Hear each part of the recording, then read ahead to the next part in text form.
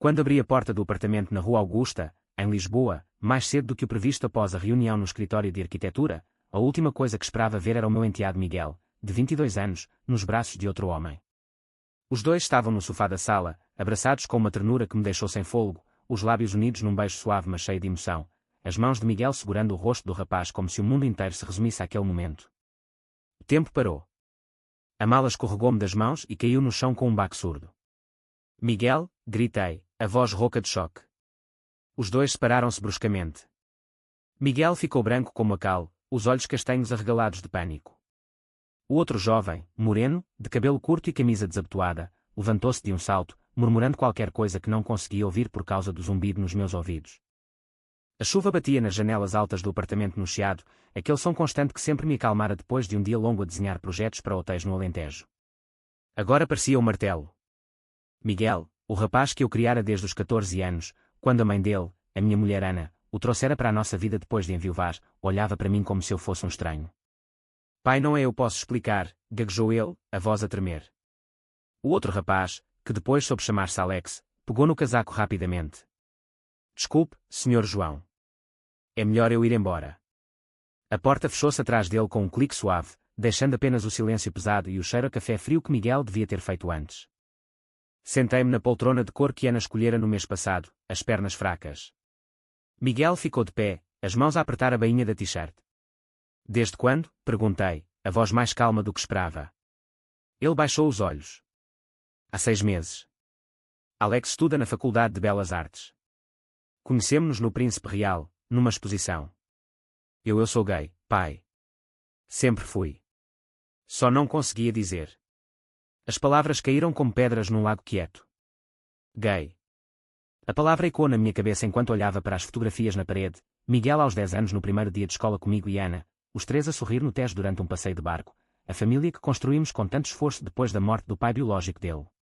Eu nunca fora o pai biológico, mas trataram-o como filho desde o primeiro dia. E agora isto. Levantei-me, fui à cozinha, servi 2 copos de água. Bebi o meu de um trago. Miguel seguiu-me, encostou-se à bancada de mármore. Não contes à mãe ainda, por favor. Ela é tão católica, tão tradicional. Vai doer-lhe. Assenti devagar, mas por dentro algo se agitava. Porquê eu? Porque esta sensação de que o chão se abria debaixo dos meus pés. Caminhei até à varanda, o ar frio de outubro a bater-me no rosto. Lá embaixo, os elétricos amarelos subiam a colina, as luzes do castelo de São Jorge brilhavam na névoa. Lembrei-me de repente de Pedro, o meu melhor amigo da adolescência em Porto. Tínhamos 17 anos, uma noite no Rio Douro, um beijo roubado atrás dos armazéns do vinho do Porto. Depois, nada. Eu casei com Ana, construí uma vida normal, enterrei aquele momento como se nunca tivesse acontecido. Agora, ver Miguel assim, era como se o passado me batesse na cara. Passámos a noite a falar. Miguel contou-me como se sentira sozinho na escola, os comentários dos colegas, o medo de ser expulso de casa.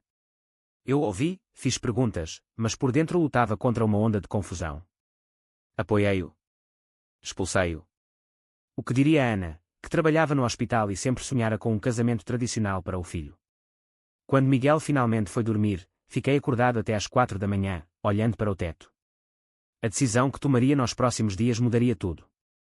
Não sabia ainda que seria eu, o homem que sempre se orgulhara de ser o pilar da família, a mudar mais do que qualquer um. Na manhã seguinte, o sol entrou tímido pelas cortinas. Miguel preparou o pequeno almoço em silêncio, torradas, queijo de ovelha, café forte. Comemos juntos como sempre, mas o ar estava carregado. Vou encontrar o Alex hoje à tarde, disse ele baixinho. Quero que saibas que não é uma fase. Assenti, mas o peito apertava.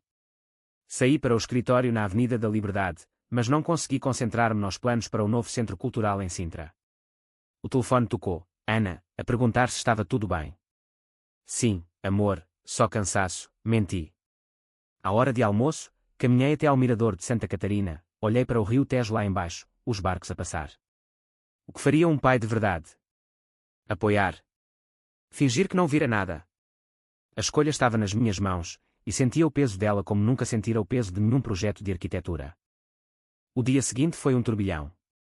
No escritório, enquanto revia os desenhos para o hotel em Évora, a imagem de Miguel e Alex não me saía da cabeça. O meu colega Carlos, um homem de 50 anos com ideias antigas, comentou sobre uma notícia no jornal, mais um desfile daqueles no orgulho gay. Portugal está a perder os valores. Ri-me por educação, mas o riso saiu forçado. Saí mais cedo, comprei pão na pastelaria favorita perto de casa e entrei no apartamento com o coração acelerado. Miguel estava na cozinha, a preparar bacalhau à brás, o cheiro a cebola e azeite a encher o ar. Ana chegaria só às 8, do turno no hospital.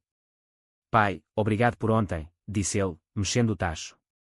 Não sei o que faria sem ti. Sentámo-nos à mesa. Contei-lhe sobre o meu dia, ele sobre as aulas na universidade.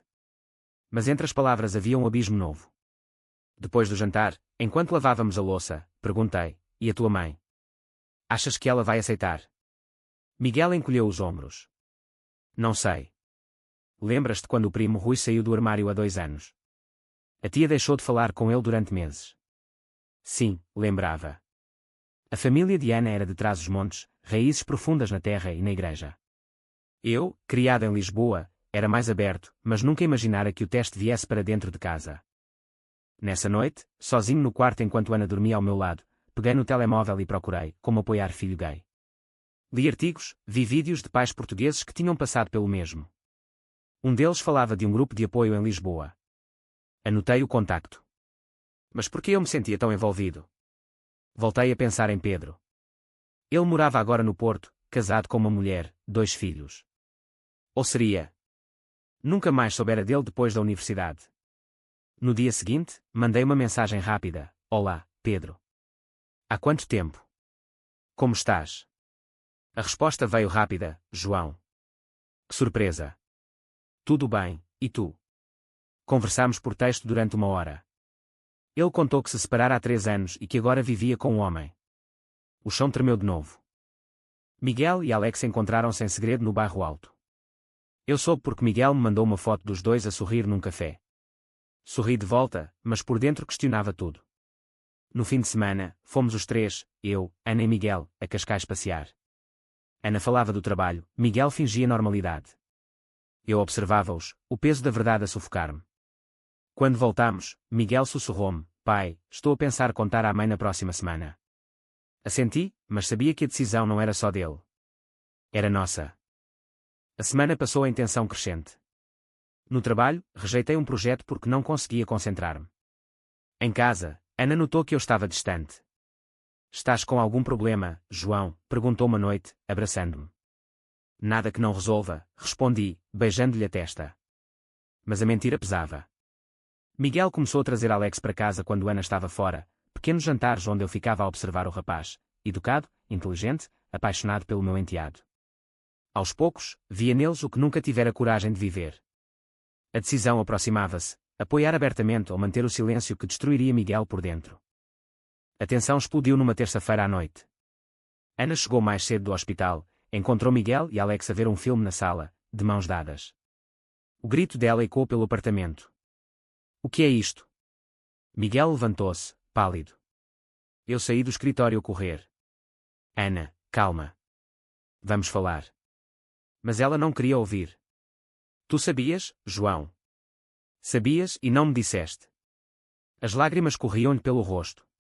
Miguel tentou explicar, a voz a quebrar. Alex saiu discretamente, murmurando desculpas. A discussão durou horas. Ana acusava-me de traição, Miguel de mentira, eu de fraqueza. Como pudeste esconder isto de mim? Gritou ela. Ele é meu filho. Nessa noite, Miguel fez as malas. Vou ficar uns dias com Alex em Alfama. Ana chorou no quarto. Eu fiquei na cozinha, a cabeça entre as mãos. O silêncio da casa era ensurdecedor. No dia seguinte, fui ao Príncipe Real sozinho, caminhei pelas ruas estreitas onde Miguel se sentia seguro. Entrei num café gay por curiosidade, sentei-me ao balcão e pedi um expresso. 2 homens conversavam ao lado, rindo de algo simples. Senti uma pontada de inveja. Liguei a Pedro. Preciso de falar contigo. Posso ir ao Porto este fim de semana? Ele aceitou. No comboio para o Porto, olhei pela janela para as vinhas do Douro. Pedro esperava-me na estação, mais grisalho mas com o mesmo sorriso. Jantámos num restaurante perto do rio. Contei-lhe tudo. Ele ouviu em silêncio, depois disse, eu também escondi durante anos, João. Até perceber que o amor não escolhe. Apoia o Miguel. E talvez apoie-te a ti mesmo. As palavras ficaram a pairar. Voltei a Lisboa com a cabeça em tumulto. Em casa, Ana estava fria. Miguel voltara para buscar roupas. Pai, não quero destruir a família, disse ele. Abracei-o, não vais. A decisão formava-se. Iria falar com Ana, contar-lhe o meu passado com Pedro, mostrar que o amor de Miguel não era ameaça. Mas o medo paralisava-me. No fim de semana seguinte, uma discussão maior, Ana queria mandar Miguel para a terapia. Eu recusei. Ele não precisa de cura. Foi a primeira vez que me posicionei abertamente. Miguel olhou-me com gratidão. A família estava a rachar, mas algo novo nascia. O outono deu lugar ao inverno. Lisboa cobriu-se de luzes de Natal. Miguel vivia agora com Alex num pequeno apartamento em Alfama, mas vinha jantar aos domingos. Ana falava pouco, mas começava a perguntar por ele. Eu, por minha vez, encontrava-me com Pedro uma vez por mês. As conversas curavam feridas antigas. Uma tarde, levei Ana a um passeio no Parque das Nações. Tenho de te contar uma coisa, disse. Contei-lhe sobre Pedro, sobre o beijo da juventude, sobre o medo que me fizera escolher a vida normal. Ela chorou, mas não de raiva. Porque agora, João? Porque ver o Miguel feliz ensinou-me que esconder dói mais. Miguel teve uma crise. No emprego novo numa agência de design, um colega fez um comentário homofóbico. Ele chegou a casa chorando. Talvez seja mais fácil esconder. Eu segurei-lhe as mãos. Não. Tu mereces ser quem és. Acompanhei-o à reunião com o chefe. A empresa acabou por sensibilizar os funcionários. Pequena vitória, mas vitória. Ana, aos poucos, aceitou encontrar Alex num almoço neutro. O rapaz trouxe flores, falou do trabalho como professor. Ana sorriu pela primeira vez em semanas. Eu próprio comecei a questionar-me. Uma noite, sozinho, escrevi num caderno tudo o que reprimira. A decisão crescia, contar à família alargada no Natal. Apoiar Miguel publicamente. O conflito interno era diário, mas cada conversa com Pedro fortalecia-me. A família mudava, não por explosão, mas por pequenas escolhas diárias. Miguel pintou um quadro para Ana, o Tejo ao pôr do sol, com 3 figuras de mãos dadas. Ela pendurou na sala. O clímax veio no almoço de Natal em casa da tia Diana, em Sintra. A família toda reunida, tios, primos, o padre da paróquia. Miguel trouxe Alex. O silêncio caiu quando os dois entraram de mãos dadas. A tia murmurou, isto é pecado. Ana olhou para mim. Eu levantei-me. Miguel é meu filho. Alex é bem-vindo. O amor não é pecado. As palavras saíram firmes, embora o coração batesse forte. Discussões explodiram. Alguns saíram. Outros ficaram, curiosos. Miguel chorou de alívio. Nessa noite, de volta a Lisboa, Ana abraçou-me. Tens razão. Vamos reconstruir isto juntos. Mas o teste maior veio depois. Miguel foi promovido, mas o contrato exigia viagem a Madrid. Alex ficou em Lisboa. Eu apoiei a decisão, apesar da saudade. Uma noite, Ana encontrou as minhas mensagens com Pedro. Vais deixar-me? Perguntou, medo na voz. Nunca. Mas preciso de ser honesto comigo. Conversámos até de madrugada. Decidimos terapia de casal. A família, outrora frágil, começava a solidificar-se em bases novas. A primavera chegou a Lisboa com flores nas varandas. Miguel e Alex voltaram de Madrid, radiantes. Organizámos um jantar em família, eu, Ana, Miguel, Alex, e Pedro veio de propósito do Porto. Sentámo-nos à mesa, bacalhau assado, vinho verde. Rimos, contamos histórias. Ana apertou a mão de Miguel. Estou orgulhosa de ti. Eu olhei para todos e senti paz. A decisão que tomara, apoiar abertamente, revelar-me, reconstruir, mudara-nos. A família não era perfeita, mas era verdadeira. Caminhei com Pedro pelo Tejo ao fim da tarde. O sol punha-se, dourando as águas. Abracei-o, não como amigo, mas como alguém que finalmente compreendia o próprio coração. Miguel e Alex passeavam à frente, de mãos dadas, livres. A vida continuava, mais rica, mais honesta. Será que apoiar o amor entre dois homens pode realmente reconstruir os laços familiares quebrados pelo medo e pelo preconceito? Verdadeiro ou falso?